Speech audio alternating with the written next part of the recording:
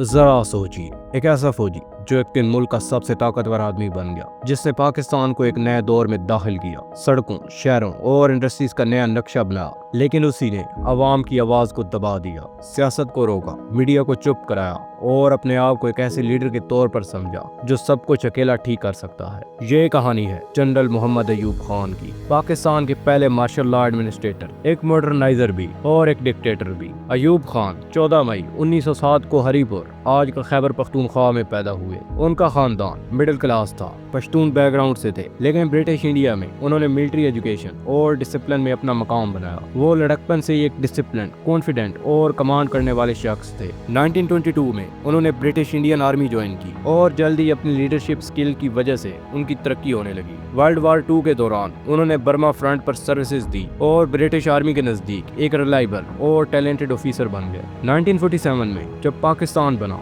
अयूब खान ने Pakistan army join की और नए मुल्क में फौज की बुनियाद डालने वालों में शामिल हुए। पाकिस्तान के आगाज में फौज को लीडरशिप की जरूरत थी। 1951 में लियाकत अली खान के कत्ल के बाद सियासी असर कमजोर होने लगा। अयूब खान को फौज में बहुत तेजी से प्रमोशन मिलती रही। 1951 में उन्हें मेजर जनरल बनाया गया। फिर 1958 में वो पाकिस्तान के कमांडर इन चीफ बन गए। ये पहली बार था जब एक पाकिस्तानी ऑफिसर, और वो भी अयूब खान, ने ब्रिटिश जनरल से फौज की कमांड संभाली। अयूब खान की सोच क्लियर थी, मुल्क को स्ट्रॉन्ग लीडर की जरूरत है। उन्हें सियासत की स्लो और बेकार सिस्टम पर यकीन नहीं था। उनकी नजर में सियासतदान कमजोर, करप्ट और डिवाइडेड थे। 1950s के आखिर में पाकिस्तान में सियासी हालात खराब थे, अक्सर हुकूमतें गिर रही थी, करप्शन बढ़ रहा था और अवाम का भरोसा सियासत से कम होता जा रहा था। प्रेसिडेंट सिकंदर मिर्जा ने 7 अक्टूबर 1958 को कॉन्स्टिट्यूशन सस्पेंड कर दिया और मार्शल लॉ का ऐलान कर दिया। जनरल अयूब खान को मार्शल लॉ एडमिनिस्ट्रेटर बनाया गया और फिर 20 दिन बाद अयूब खान ने खुद सिकंदर मिर्जा को हटा दिया, उन्हें एग्जाइल में भेज दिया और खुद प्रेसिडेंट बन गए।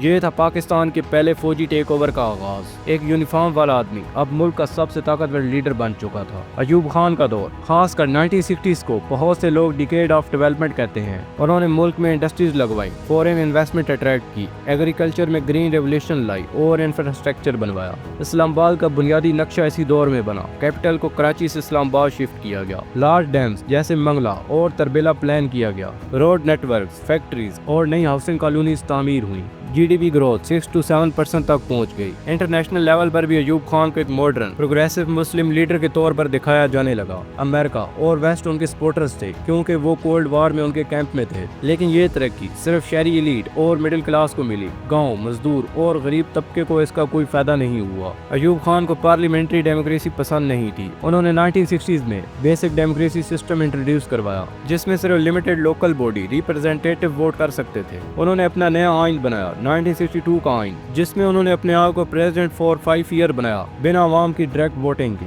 पॉलिटिकल पार्टीज बैन कर दी थी, मीडिया सेंसरशिप थी, यानी डेवलपमेंट के साथ साथ पॉलिटिकल फ्रीडम का गला घोंट दिया गया, ऑपोजिशन की आवाज को दबा दिया गया। 1965 में अयूब खान ने प्रेसिडेंशियल इलेक्शन रखा, जिसमें उनका मुकाबला किसके साथ था? कायदे आज़म मोहम्मद अली जिन्ना की बहन मोहतरमा फातिमा जिन्ना से। ये इलेक्शन पाकिस्तान की हिस्ट्री का एक हिस्टोरिकल वाकया था। एक फौजी रूलर वर्सेस कायद की बहन। फातिमा जिन्ना को अपोजिशन का सपोर्ट था, लेकिन इलेक्शन में बेसिक डेमोक्रेट्स का सिस्टम था, अवाम का डायरेक्ट वोट नहीं। रिजल्ट में अयूब खान ने जीत हासिल की, लेकिन अपोजिशन ने कहा इलेक्शन में धांधली हुई। इस इलेक्शन ने अयूब खान की पॉपुलैरिटी को पहली बार झटका दिया। लोगों को महसूस हुआ कि एक फौजी ने डेमोक्रेसी को डिफीट कर दिया। सितंबर 1965 पाकिस्तान और इंडिया के दरमियान जंग छिड़ गई। फौज ने अच्छा मुकाबला किया और अवाम में जज्बा बहुत था। लेकिन जंग के बाद अयूब खान ने ताशकंद एग्रीमेंट पर दस्तखत किए सोवियत यूनियन में, जिसमें इंडिया से जंग बंद करने का मुआहदा हुआ। ये मुआहदा अवाम को पसंद नहीं आया। बहुत से लोगों ने समझा कि फौज ने जंग जीत ली थी, लेकिन सियासत ने हार मान ली। इस वजह से अयूब खान की पॉपुलैरिटी का ग्राफ नीचे गिरने लगा।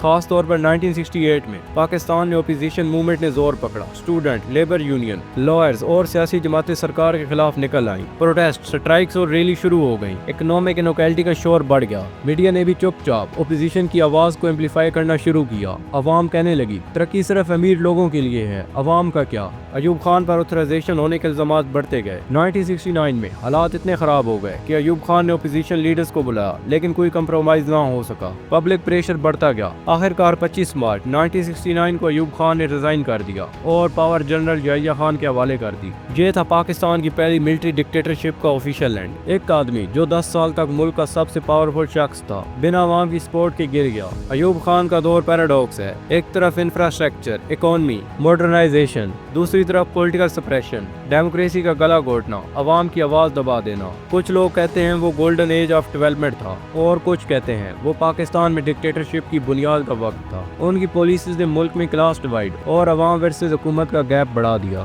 جو بعد میں 1971 کی کرائسس تک لے گیا۔ ذرا سوچئے، ایک ایسا لیڈر جو فوج سے آیا، ملک کو ترقی کی راہوں پر ڈالا، مگر عوام کی آواز کو دبا دیا، جو خود کو ملک کا مسیحا سمجھتا تھا، لیکن آخر میں عوام نے ہی اسے گرا دیا۔ یہ کہانی ہے ایوب خان کی، ایک ماڈرنائزر بھی اور ایک ڈکٹیٹر بھی۔ پاکستان کی سیاست میں ان کا دور آج بھی ایک سوال چھوڑ کر گیا ہے، کیا ترقی عوام کی آواز کے بغیر ممکن ہے، یا پھر اصلی ترقی صرف تب ہوتی ہے جب عوام اور لیڈر ساتھ چلیں؟ اگر آپ کو یہ ویڈیو پسند آئی تو لائک، کمنٹ، شیئر ضرور کریں اور چینل سچ کی کہانی کو سبسکرائب کرنا نہ بھولیے۔